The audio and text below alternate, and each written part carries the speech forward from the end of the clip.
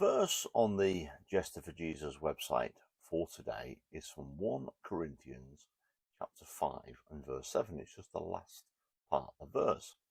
And this is Paul writing to the church at Corinth. And he says this: For Christ, our Passover lamb, has been sacrificed. Now, we are approaching that time in the Jewish calendar when you will be thinking about Passover and the Feast of Unleavened Bread.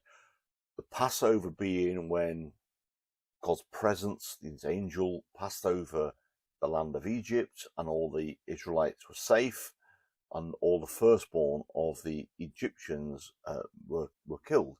And it was the night that Moses then brought out the Israelites from under Egyptian slavery. They were freed. They were lifted to freedom. And they were told to continue this tradition of the Passover festival. And of course, Jesus, as you'll hear about in a few days' time, was crucified over that Passover weekend. And he gave his life, like the Passover lamb gave its life in saving the people. Jesus gave his life in order to save humanity, everybody, basically. So therefore, that's why Paul writes, for Christ, our Passover lamb, has been sacrificed.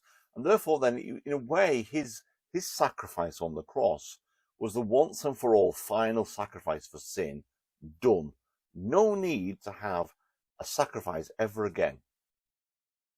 The temple curtain ripped from top to bottom, as it was. This curtain was reputedly to be some sort of 9-12 inches thick. So that's, sort of 30 centimeters to 20 centimeters thick. Huge, thick curtain ripped from top to bottom, as God's presence was then available to every one of us. So we don't need to go through a sacrificial system to ask for forgiveness. We can go directly to Jesus and say, forgive me for whatever I've done wrong.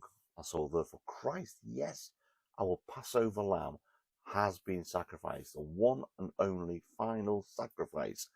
That's it, done and dusted.